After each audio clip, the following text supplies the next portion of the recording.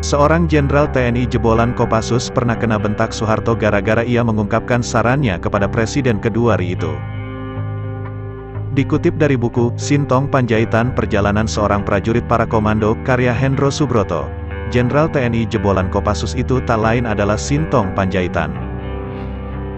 Maijen TNI Sintong Panjaitan kena bentak Soeharto saat ia menjabat sebagai Panglima Kodam 4 Udayana.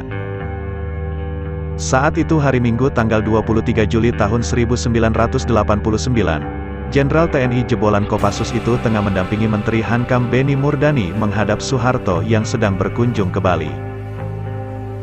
Dalam pengarahannya, Soeharto mengatakan bahwa Sintong harus mempersiapkan diri menghadapi Timur Timur sebagai daerah terbuka.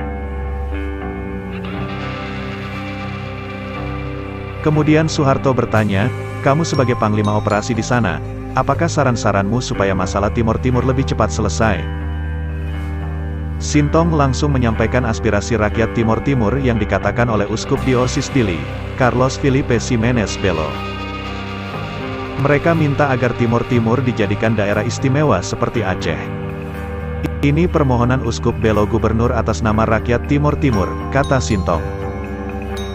Sesudah Soeharto mendengar saran itu, wajahnya menjadi cemberut. Soeharto berkata dengan nada keras, "Apa istimewanya Aceh? Apa istimewanya Yogyakarta? Apa istimewanya Jakarta? Kamu jangan berpikir mundur. Nanti daerah istimewa itu tak ada lagi." "Saya katakan daerah istimewa itu tidak boleh," tambah Soeharto. Reaksi keras Soeharto itu menyebabkan Sintong merasa ketakutan. Akhirnya Soeharto berkata, "Ya sudah begitu saja ya, jadi dilanjutkan saja yang sudah kamu lakukan. Jangan kamu pikirkan daerah istimewa lagi." Jenderal TNI Beni Murdani pernah melayangkan teguran maut kepada Soeharto, yang pada akhirnya membuat Pak Harto menyesal karena mengabaikannya. Dilansir dari buku Beni Murdani yang belum terungkap dan Beni Murdani Profil Prajurit Negarawan karya Julius Power, Jenderal TNI Beni Murdani memberikan teguran maut itu pada tahun 1984. Jenderal TNI Beni Murdani melakukan hal itu karena sejumlah menteri merasa risau dengan anak-anak Soeharto yang sudah tumbuh dewasa dan mulai berbisnis tapi dengan memanfaatkan kekuasaan bapaknya.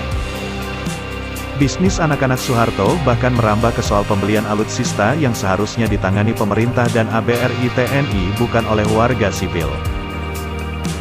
Ketika ada kesempatan bermain biliar dengan Soeharto, Beni Murdani yang saat itu menjabat sebagai Panglima ABRI memberanikan diri menegur Pak Harto. Ia mengingatkan soal bisnis anak-anak Soeharto yang sudah merambah kemana-mana dan terkesan memonopoli. Soeharto ternyata tidak terima oleh teguran Beni yang dianggap sangat kurang ajar dan setelah itu hubungan mereka berdua memburuk. Beni Murdani kemudian dicopot dari Panglima ABRI meski Soeharto membantah jika pencopotan Beni akibat teguran maut yang telah dilakukannya. Pada Agustus tahun 2004 Soeharto menjenguk Beni Murdani yang sedang sakit keras dan terbaring di Rumah Sakit RSPAD, Jakarta. Di depan Beni, Soeharto secara terus terang mengakui bahwa teguran yang pernah dilontarkan Beni pada tahun 1984 ternyata benar. Akibat bisnis anak-anaknya yang ikut memicu krisis ekonomi dan kemarahan rakyat terhadap keluarga Soeharto.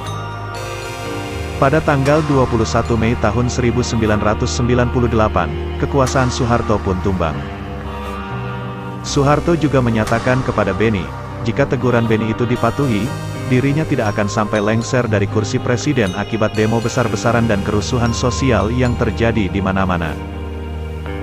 Sejak masih berpangkat kapten di TNI AD, Beni Murdani sudah berhubungan akrab dengan Presiden Soeharto yang pada tahun 1960-an berpangkat Mayor Jenderal. Soeharto memang sangat mengagumi Beni Murdani karena piawai dalam strategi tempur dan memecahkan masalah secara intelijen. Sehingga masalah rumit baik di dalam maupun di luar negeri selalu dipercayakan kepada Beni Murdani yang dikenal sangat loyal terhadap Soeharto. Misalnya saja ketika Indonesia terlibat konflik politik dan militer dengan Malaysia, 1964. Soeharto merasa kalau penyelesaian secara militer tidak menguntungkan Indonesia, lalu ia memutuskan untuk mengambil langkah intelijen serta diplomasi. Tugas yang sebenarnya sangat berat dan tidak dikehendaki oleh Presiden Soekarno itu, diam-diam diserahkan kepada Beni Murdani dan berhasil gemilang. Indonesia dan Malaysia pun kembali berdamai serta terhindar dari bentrok militer yang bisa sangat merugikan kedua negara.